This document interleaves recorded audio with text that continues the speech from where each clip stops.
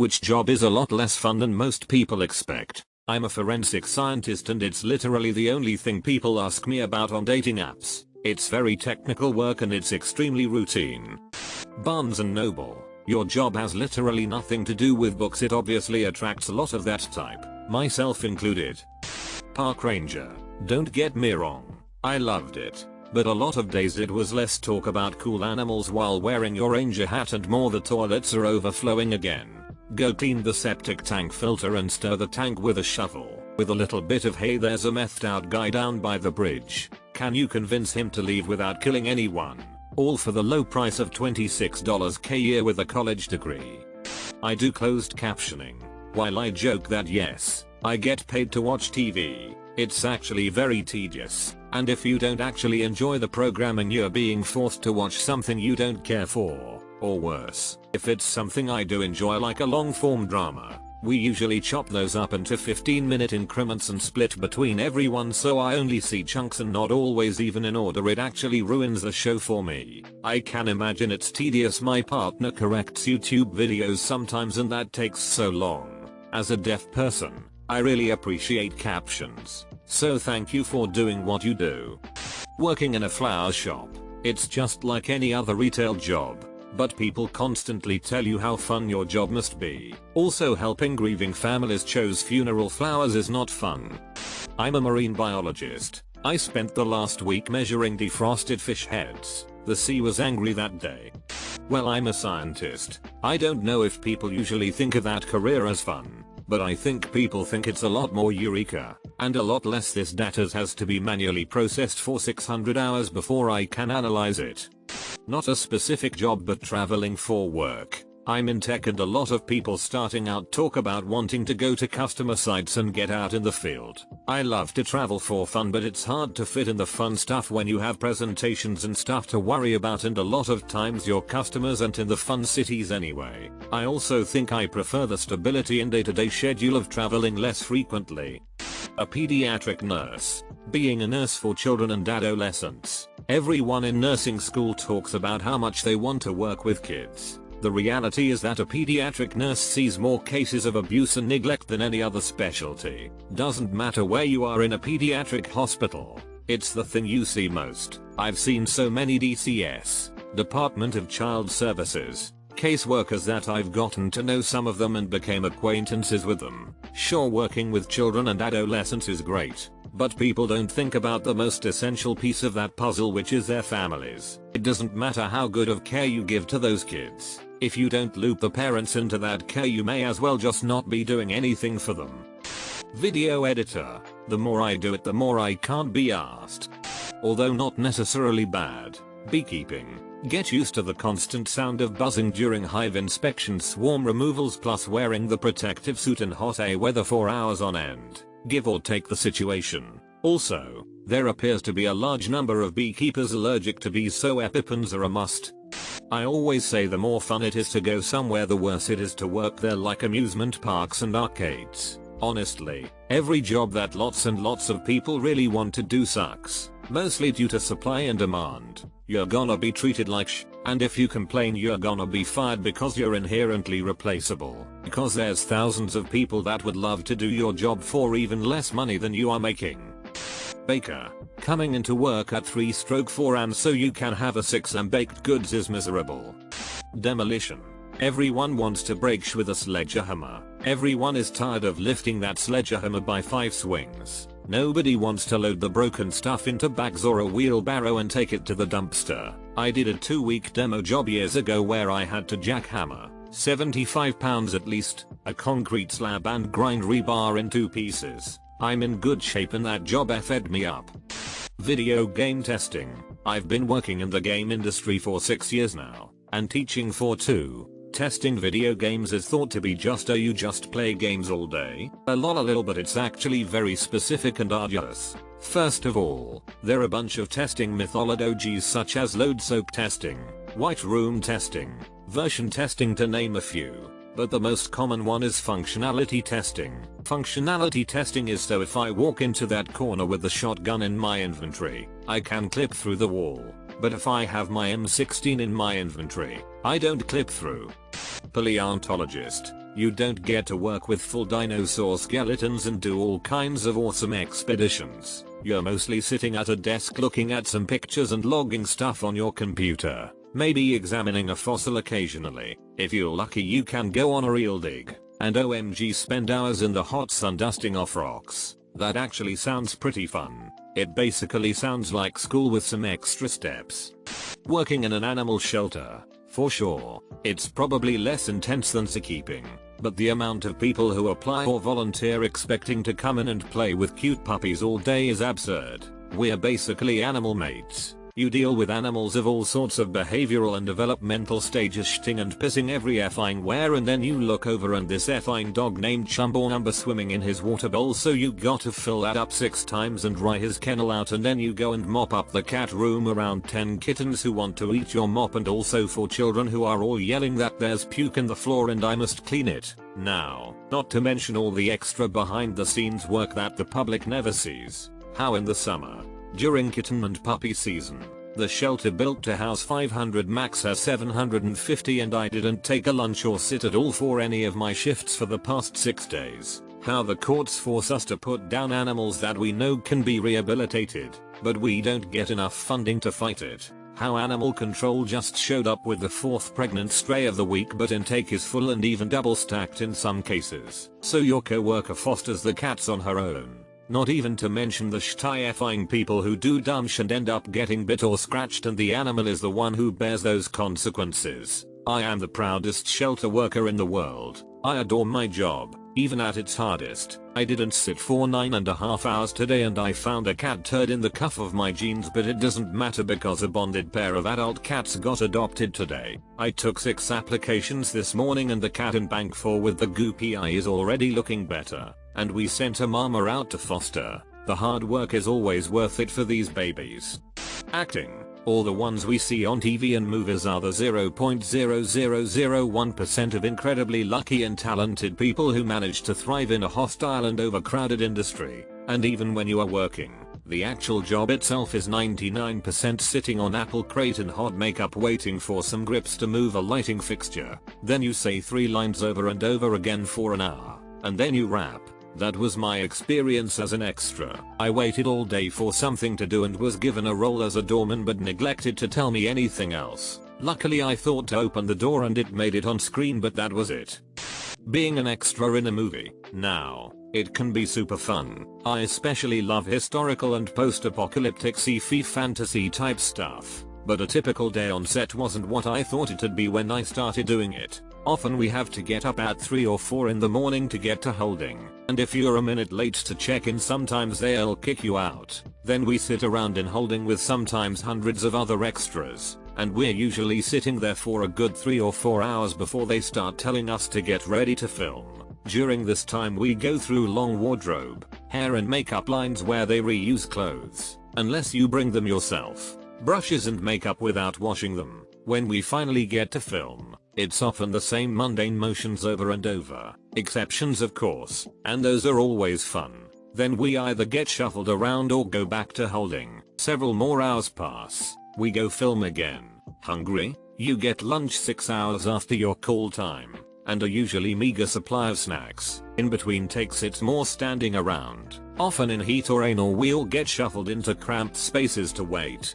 Days on set are often more than 12 hours, and I know someone who had to be on set for 26 hours straight. They can legally hold you there until they declared filming is done, so don't make plans for the next day. Not to mention that you rarely see yourself in the final cut. I'm not trying to bash other background actors or the film industry because I've met lots of awesome people and gotten to do some pretty cool things. For example, interacting with main actors in scenes, running around in the woods with fake guns or being a zombie. But when I did my first job as a teen, I definitely thought it would be a lot different. Eater, like others mentioned, I'm not part of the SAG union, and extras who are do indeed get treated better, more perks. Also, it may be different in Hollywood. I've only worked in Georgia. I've also been a stand-in, and I like that a lot better because you're treated as the crew rather than, well, as extra. Flight attendant. 1. You are on call, on reserve, forever, have a terrible schedule, have no life, and make no money for 5-10 years. 2. while you work for peanuts, you can't afford to use your flight benefits in any substantial way. 3. Then, when you finally get a chance to use your benefits for a trip, you have to fly standby, which means you aren't guaranteed to get on the flight you want. 4. Then, if you do make it out of town, you better have like a week off so you can make damn sure you're back in your base city in time for your next work shift. 5. Did I mention there is an activist legislation, Railway Labor Act, that allows airlines to exploit so you don't get paid for certain work hours that you actually need to be working? For example, FARs don't get paid for boarding, or any time the plane is at the gate. Worst job ever. Google Street View driver. You're all alone for 8+ hours a day, can almost never take a break, need to constantly be on and focused, lest you crash the $25,000 Subaru with $60,000 plus worth of camera equipment on it. You end up becoming an amateur meteorologist to keep track of weather patterns and cloud cover, and in my experience there are a lot of people who just get insanely upset at you, at Google, and the job in general for a wide variety of reasons. I enjoyed myself when I did it, but it was nowhere near as glamorous or fun as I or my friend's family assumed. Had that gig for a while too and agree. Kinda sucked that actually caring about the quality of my work, not driving while the weather was iffy, meant I was making less money than people who just drove regardless of weather. Also the pay in general sucked. I heard the Bing Map drivers got paid like a third more. Always thought a free Google Maps t-shirt would have been a nice token, after driving X hours. On the bright side, sometimes you'd come across people who were super excited to see you and do goofish for the camera. Sometimes I'd check later and occasionally see it made it to production. Accountant. Everyone thinks it's all fun and number crunching, but the constant stream of women throwing their panties and wanting to bear your children is honestly exhausting. Being a character performer at Disney. Don't get me wrong, there are some amazing perks and truly magical moments. I know I'm super lucky and tons of people would love to be in my shoes, but the day-to-day work is exhausting in ways I never thought possible. Gets so ridiculously abusive. I've had things said and done to me I never would have imagined. The company isn't always great, it highly depends on your leadership, and there's so much focus on your body and face, good and bad, that it can be incredibly depressing and difficult emotionally. Plus, you have to accept that there's very little upward mobility. Most people grow out of it, and it's rough to know that one day you'll get too old or too fat and you will have to start all over in a new career field. So you constantly are thinking either 1. What you're going to do when you leave, 2.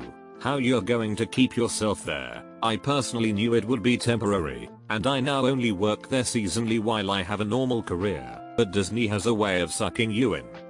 Working in a music store. Musical instruments. Your days are spent listening to 50 different people play 50 different riffs poorly simultaneously, as if they are all putting on their own concert. A whole lot of Iron Man and Stairway. Some of my least favorites. Person who thinks playing well and playing loud are the same thing. Person who wants to make sure you know they are very smart and you are very lucky to be in their presence. Person who goes to absurd lengths to test out drumsticks to make sure they are pitch matched without knowing how to execute any of those techniques. Extra points if they're just going to shred them to splinters in a week anyway. People who act like you're in their way because you're trying to do your job. People who assume you couldn't possibly know anything about the instruments you play and sell all day long.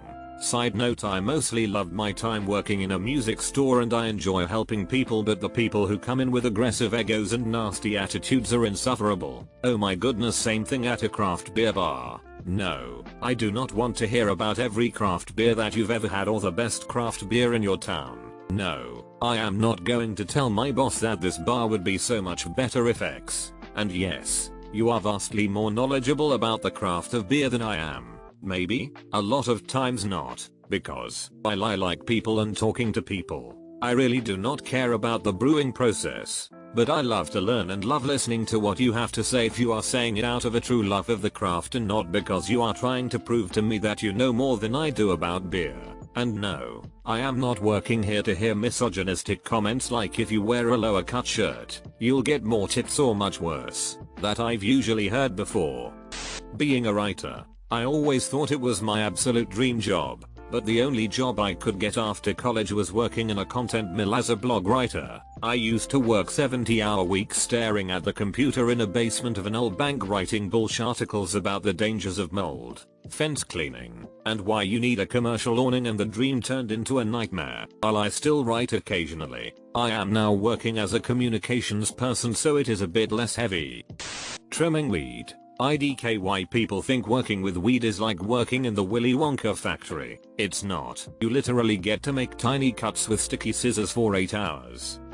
I have seen this question before, and then it was the keeper at the top comment too. Nice. Anyways, there's this making of Frozen 2 mini doku. Most animators work weeks for a minute of animation of one character, if not less. At one point they decided to leave out a piece that one person had solely been working on. Must be crappy to be part of the credits without being able to say this is my part. I couldn't believe it. It was even crazier to me when Sterling K. Brown recorded an entire song and it got scrapped. It's insane how much ends up on the cutting room floor for a movie to be just right. I was so psyched for the animator that did that end scene for Into the Unknown though. She killed it. Working at a Charles Dickens fair is interesting, but not incredibly fun. It is hard to stay in character, and people get so mad when they see the Alice in Wonderland area. Yeah, we know it's not Charles Dickens, but we can't have a kids play area in the world of Oliver Twist, okay? Lol, the kids play area is a coal factory.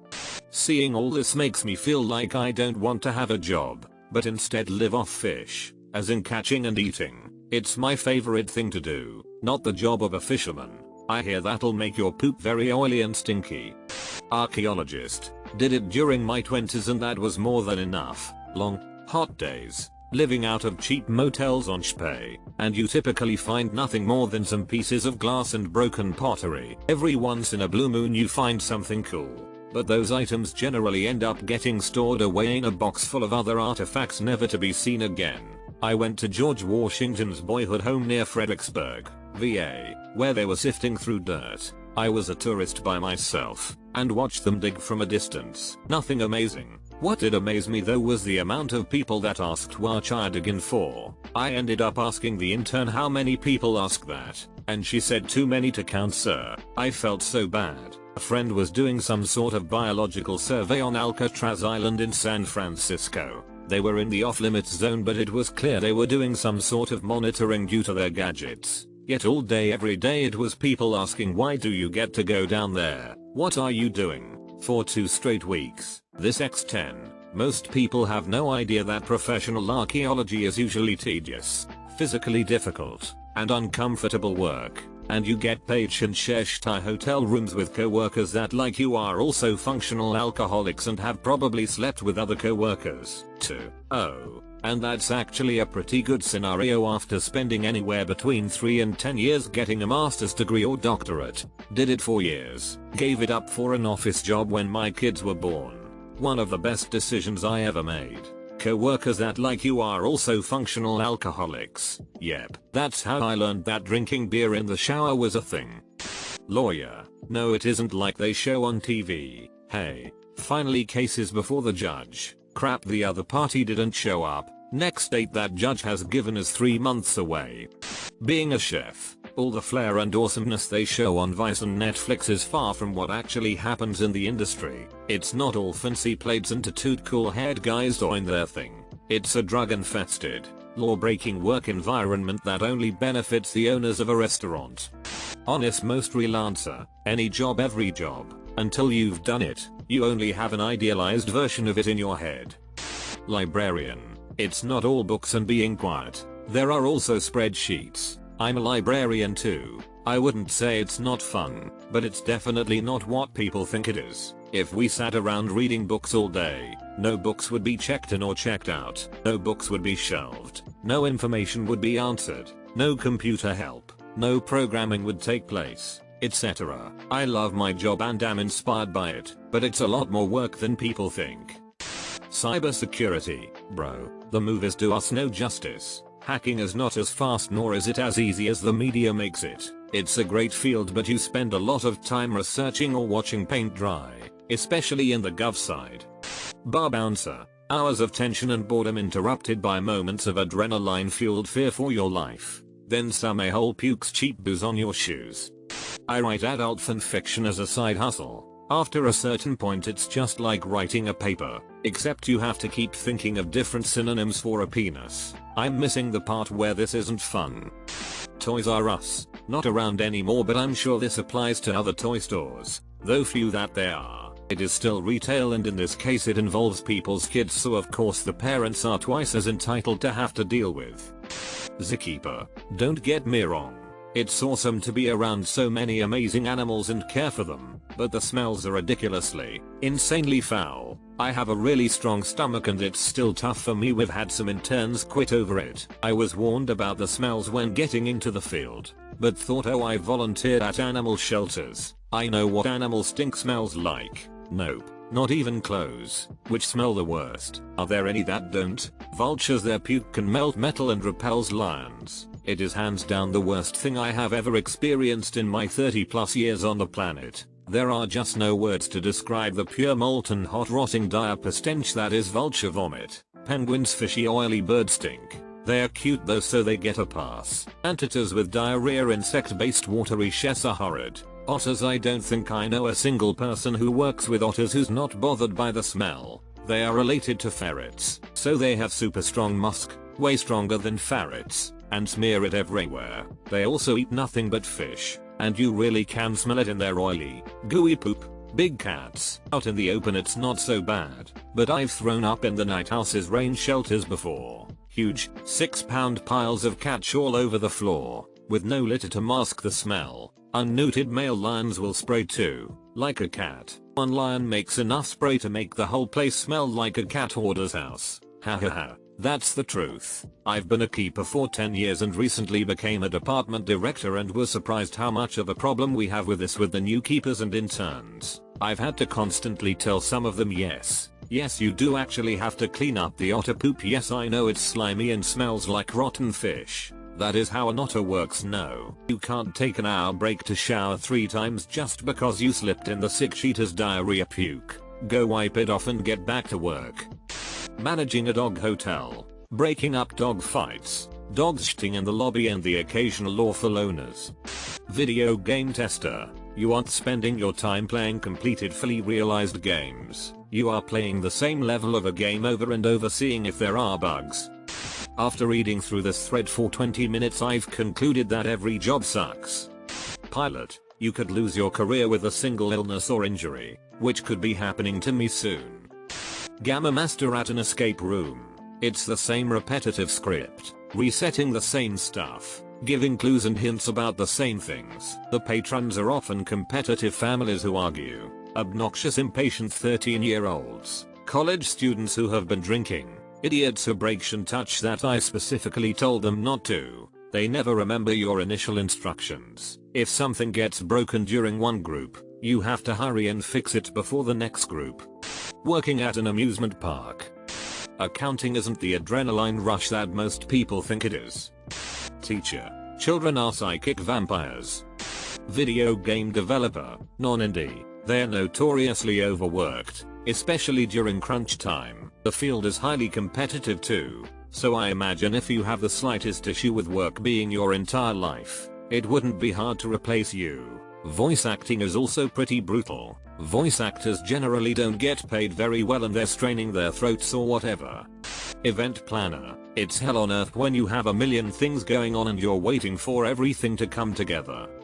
Worked at John's, an adult shop, from midnight to 8 AM. We had a lot of fun customers but a lot of total creeps, plus the management were all crazy. Elementary teacher. Lifeguarding, everyone expects Baywatch, act, saving lives all the time, but it's usually just sitting there blowing your whistle telling little Chess to stop effing around.